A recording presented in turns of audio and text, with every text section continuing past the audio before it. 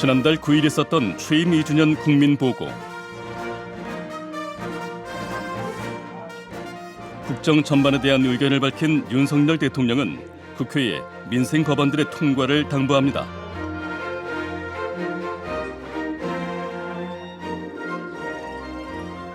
아이를 안심하고 맡길 수 있도록 아이 돌봄이 국가 자격 제도를 도입하는 아이 돌봄 지원법을 비롯해서 당면한 국가적 현안인 저출생 극복을 위해 시급한 법안들도 있습니다.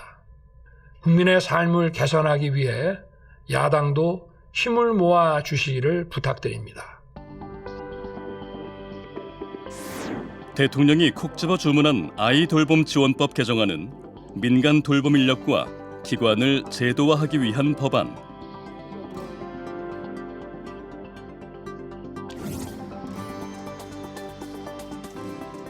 정부가 민간 시장에까지 국가 책임을 강화하려는 이유는 뭘까? 매일 아침 10시 전영미 씨가 쌍둥이 자매를 만나는 시간입니다.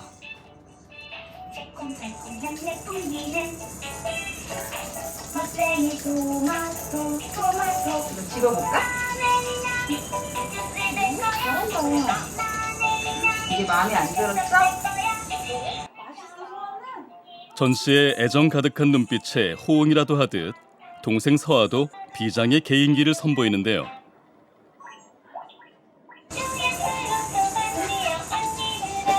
우와! 대식기도 있어! 오, 대단한데? 응.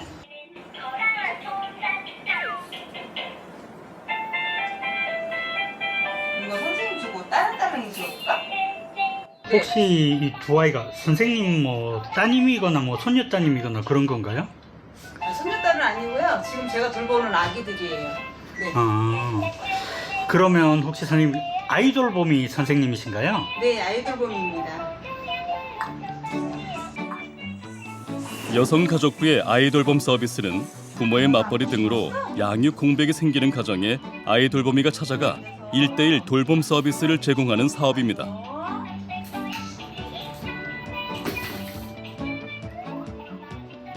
전용미 씨는 3개월 전부터 이 가정의 보육 공백을 메워주고 있는데요. 얼굴 진짜.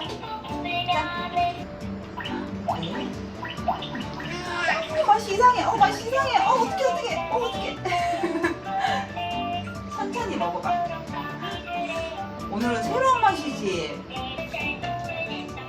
바쁜 엄마 아빠를 대신해 이유식도 먹이고요. 목욕이나 젖병 소독 등도 해줍니다. 하루 종일 붙어 있다 보니 가족 이상의 정이 들었습니다. 키운 점은 무시 못하겠더라고요. 키워보니까. 네. 이용 가정도 만족스럽습니다. 특히나 쌍둥이 엄마가 좋은 점수를 주는 건 정부가 신원을 보증한 육아 도움이라는 점.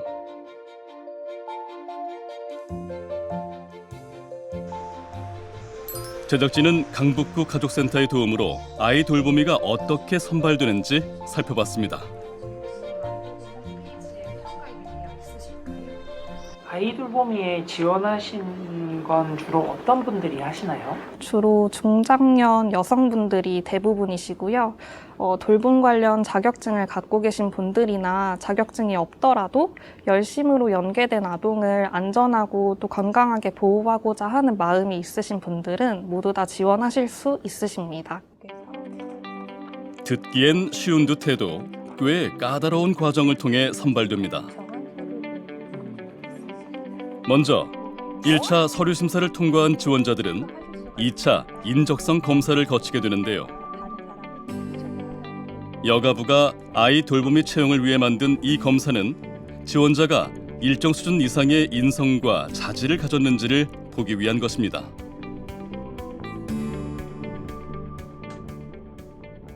네, 여기 등급이 있거든요. S부터 D등급까지 나오게 되어 있습니다. 저희 같은 경우에는 B등급까지 채용을 진행하고 있습니다. 만약에 이제 C등급 이하가 나오셨더라도 이제 필요하다면 재검을 통해서 다시 한번 확인을 하고 있습니다. 다음 단계는 면접 심사. 심사위원으로 보육 또는 심리 관련 전문가나 해당 시군구 사업 담당자가 반드시 포함돼야 하는 등 규정이 엄격합니다. 면접에 통과되면 건강검진서도 제출을 한다고 들었는데요. 네. 그 감염병이 있는지 확인하려는 건가요? 네, 저희 채용 신체 검사서 제출하고 있는데요. 감염병 여부랑 뭐 약물 중독 여부도 포함되어 있습니다. 저희가 발송한 국가가 인증하는 육아 도우미니만큼 신원은 확실한지 사전에 범죄 경력도 확인합니다.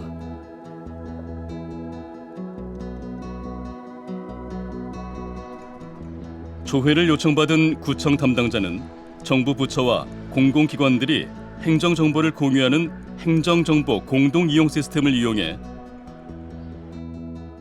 해당 지원자의 결격 사유나 범죄 경력 유무를 조회한 후 회신하게 됩니다.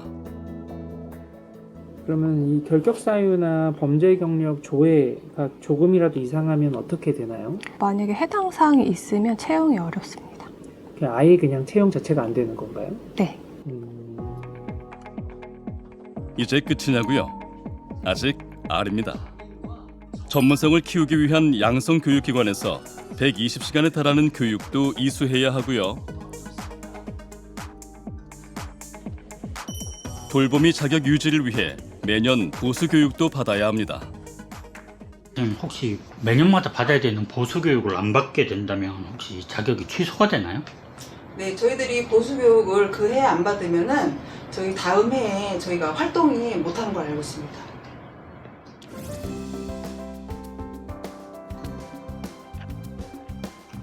아이 돌봄 서비스는 여성가족부가 2006년부터 운영하는 공공육아 서비스입니다. 보신 바와 같이 정부가 신원을 보증한다는 점 때문에 호응이 높은데요. 하지만 공공 아이 돌보미 수가 부족하다 보니 원하는 때 제때 이용할 수 없는 점이 많았습니다. 공공의 빈자리를 메우는 것은 민간 육아 도우미입니다.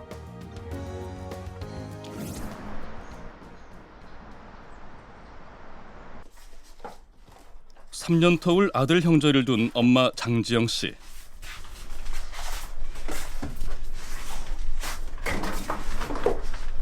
선생님 혹시 지금 아이들은 어디에 있을까요? 지금 학교에 갔습니다. 지금 자녀가 그럼 몇 분이신 거예요? 지금 2명이고요. 6학년하고 3학년 2명입니다. 장지영 씨는 워킹맘입니다. 부부가 맞벌이를 하다 보니 아직은 어린 아이들을 돌봐줄 사람이 꼭 필요합니다. 공공 아이돌 보미는 왜 이용을 안 하신 걸까요? 제가 대상이 되지 않은 거로 알고 있고요. 또 급하게 구하다 보니까 바로 연결되기에 편한 또 민간 업체나 또는 뭐 애플리케이션 이런 걸 이용했었습니다. 아이들이 태어나면서 계속 민간 육아 도우미를 고용하셨나요? 예, 10년 넘게 고용했었습니다. 그런데 육아 도우미에게 두 아이를 맡기며 도움을 받은 부분도 컸지만 불안했던 적도 한두 번이 아니었다는데요. 장 씨가 민간 육아 도우미를 구하는 방법은 크게 세 가지입니다. 지인에게 소개를 받거나 유명 중고거래 마켓을 통해 수소문하기도 하는데요.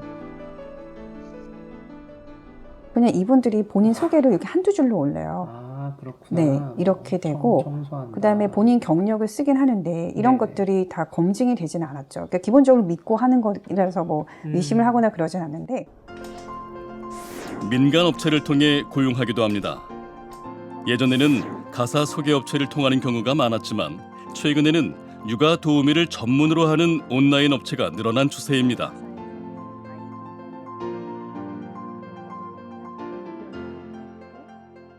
업체에서 이용하다 보니까 아무래도 좀 빠르게 구해야 할 때 그때 바로바로 또 면접을 볼 수 있게 해주셔서 그런 건 굉장히 편리했는데 좀 불안한 것은 이제 그 이모님들의 신분이라든지 뭐 건강 상태 이런 것들이 검증이 따로 되지 않고 업체의 말만 믿고 이제 뽑아야 되다 보니까 그런 것들이 좀 불안한 상태로 그렇게.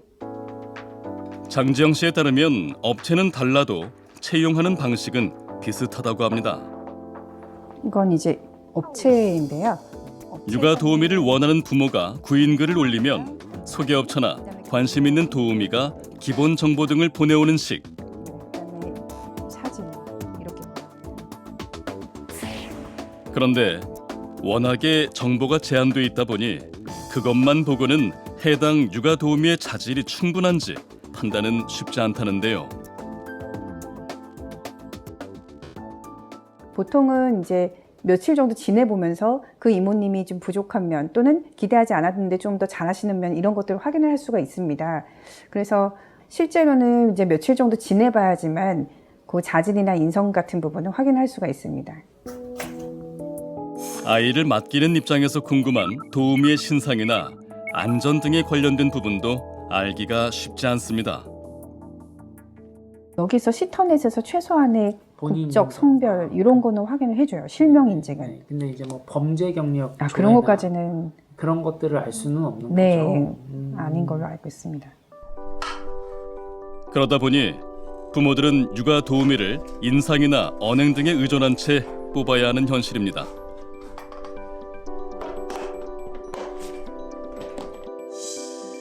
최대 18회에 달하는 면접 횟수는 이런 불안감의 방증입니다.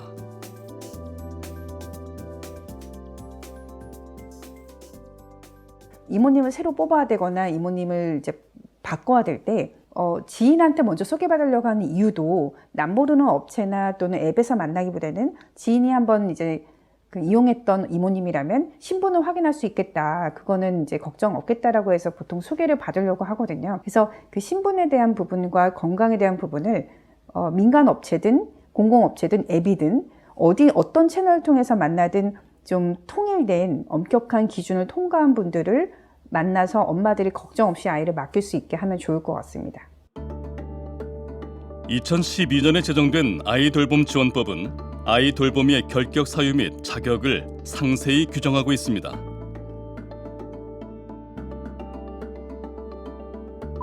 동법 6조에 따라 결격 사유 중 하나라도 해당할 경우 아이 돌보미로 활동할 수 없습니다.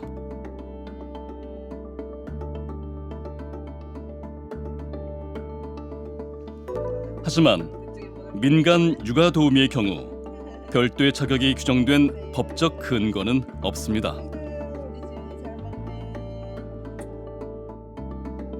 즉, 따로 표준화된 자격 기준이나 결격 사유 자체가 없단 겁니다.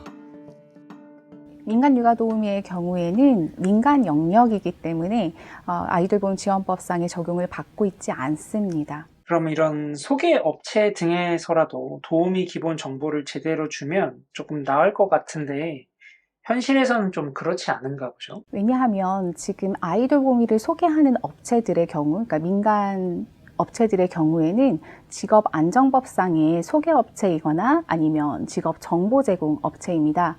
그래서 그 법을 따르고 있기 때문에 민간 육아 도우미를 소개한다고 해서 특별하게 어떤 의무적으로 공개해야 되는 내용이 있는 것은 아닌 거죠. 취재에 의하면 현재 민간 육아 도우미는 각 사업체의 자체 교육을 받으면 누구든 될 수 있습니다. 문제는 표준화된 교육 과정이 없어 서비스의 질이 들쭉날쭉하다는 점입니다. 40시간 정도 교육받았어요. 올해 이제 아이돌봄이 양성교육이 120시간이잖아요. 네. 거기에 비해서 비교해 볼 때 좀 많이 짧은 것 같은데. 상당히 짧은 편이죠. 이런 교육을 받고 딴 자격증, 얼마나 신뢰할 수 있을까요? 그래서 이런 자격증을 누가 하나 했더니 정부가 손 놓고 있는데 이거 자격증을 주는 데가 있더라고. 근데 제가 자격증 발급에 도전했습니다. 직접. 송 의원에 따르면 당시 해당 사설기관에선 육아 도우미 자격증을 따려면 강의 30강 중 60% 이상을 수강해야 한다고 돼 있었다는데요. 실제는 좀 달랐다고 합니다.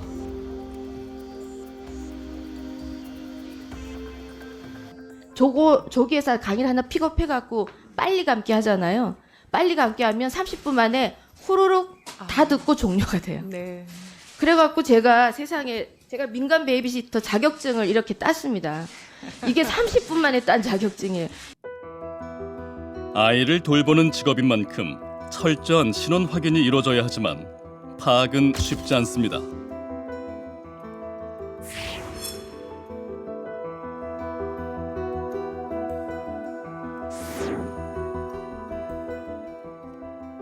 민간 육아도우미 근무하실 때 그런 뭐 범죄 경력 조회라든지 이런 거 해보신 적 있으세요? 아니, 해본 적은 없어요. 지금도 의무사항이 아닌 걸로 저는 알고 있는데, 예, 만약에 아이돌봄 선생님들을 많이 하신다면은 저희 아이돌봄이처럼 기본적인 조회는 다 해야 된다고 생각을 합니다. 수년 전엔 허술한 신원 조회의 위험성이 고스란히 드러난 사건이 발생하기도 했습니다. 이 피의자에 대해서 여러 차례 의심 신고가 있었지만 아이가 설사 증상이 조금 있으니까 설사라면 아무래도 기저귀도 자주 갈아주고 또 기저귀에서 새면 또 이불도 빨아야 되고 하니까 밥도 안 주고 우유를 하루에 한 번만 주거나 그리고 수시로 걷어차고 때리고 하는 그런 학대 행위가 있었습니다. 조사 결과 피의자 김 씨는 아이를 돌보기에 부적절한 조건이었으나 2012년부터 육아 도우미로 일한 것으로 확인됩니다.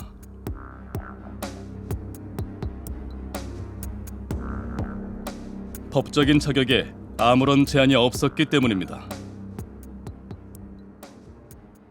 그 베이비시터 사설 위탁모가 우울증을 앓고 있었어요.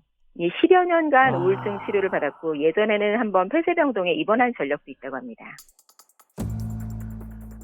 사건 이후 법 개정을 통해 민간 육아 도우미에 대해서도 최소한의 신원 확인이 가능해지게 됩니다.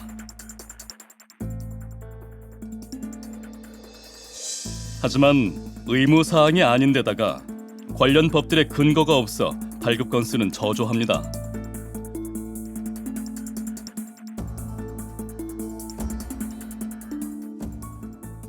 이 소개 업체들이 법적으로 이 사람들의 신원을 확인할 수 있는 근거가 없기 때문에 강제적으로 이 도우미들의 그 신원 확인을 할 수 있는 방법도 없어서 조금 규제를 할 수 없는 그런 부분들도 있습니다.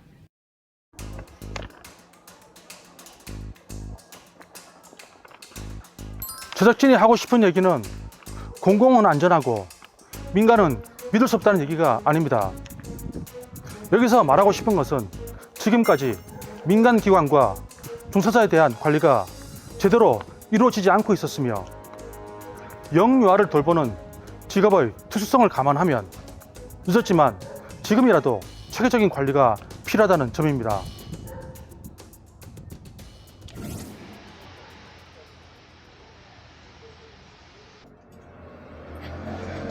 버터는 15g 넣었습니다. 조청은 90g 넣었습니다. 저마다 요리 내공을 뽐내며 먹음직스럽게 만들어지는 간식들. 쿠킹 클래스일까요? 자, 오란다의 주 재료가 퍼핀콩이죠? 자, 이렇게 지금 끓기 시작하면 너무 과도하게 끓으면 어때요? 소스가? 네, 타고 또 증발되니 적당히 끓었을 때 퍼핀콩을 넣고 자, 저어주시는 거예요. 달콤한 간식 만들기에 집중한 이들은 5, 60대 여성들. 모두 현장에서 활동 중인 아이 돌보미들인데요.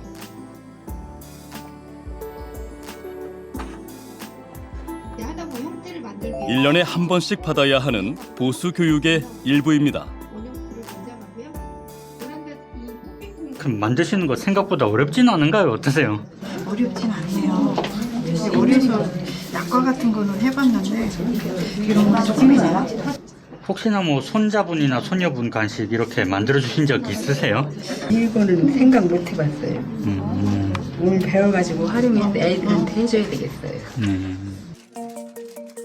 이런 주기적인 교육을 통해 아이 돌보미들은 스스로의 감정을 이해하고 다스리며 기본 소양을 갖춘 인력으로 활동할 수 있게 된다는데요. 맛나요, 맛있다. 다행이에요. 아, 맛있으세요? 네, 맛있다예요. 그래서 맛있단가 봐.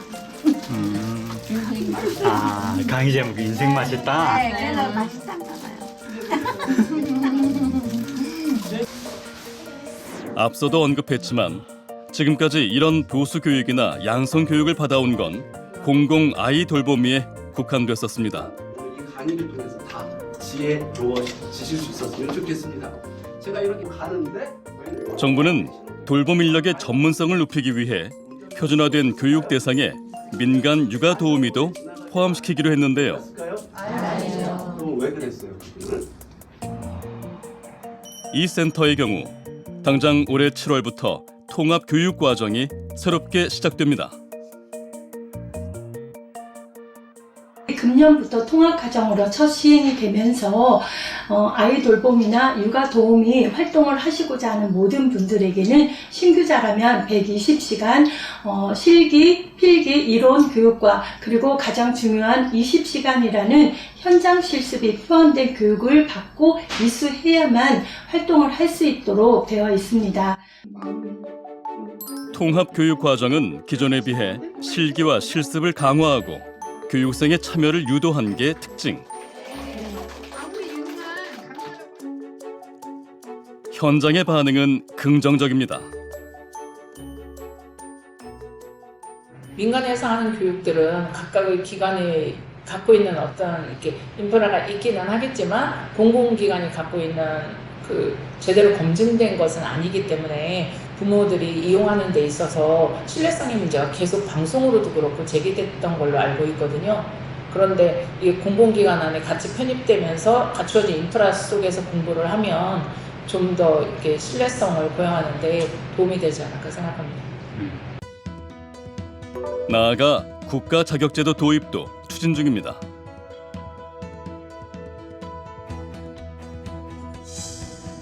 아이 돌봄 인력들은 공공성이 강한 만큼 양성교육 이수나 건강, 범죄 경력 등의 결격 사유를 확인해 부합하는 경우에만 자격증을 발급하겠다는 겁니다.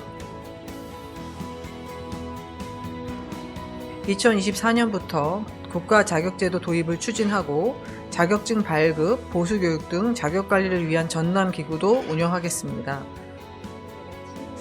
공공, 민간, 공통의 아이 돌봄이 국가 자격 제도가 도입되면 부모들은 내 아이를 돌봐주는 인력이 어떤 교육을 어디서 얼마나 받았는지 지금보다 쉽게 확인할 수 있게 되고요. 결격 사유 확인도 체계적으로 진행되게 됩니다.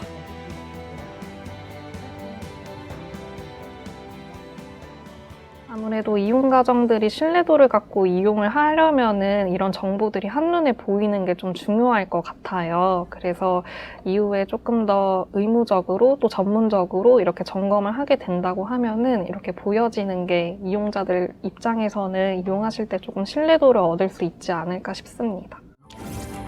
아이돌봄 서비스. 정부는 민간 서비스의 질을 높일 경우 부모가 믿고 맡길 수 있는 돌봄 인력이 크게 늘어나서 아이 돌봄이 부족 문제도 다소 완화될 걸로 기대하고 있습니다. 어디든 아이돌봄 서비스가 함께합니다. 지난해부터 국회에서는 이런 변화들의 법적 근거가 될 논의가 이루어지고 있었습니다.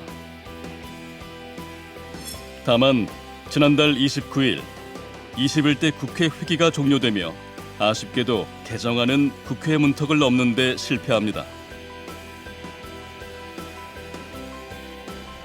이로써 돌봄 인력의 신뢰성과 전문성 제고를 위한 동개정안은 이제 22대 국회를 기약하게 됐습니다.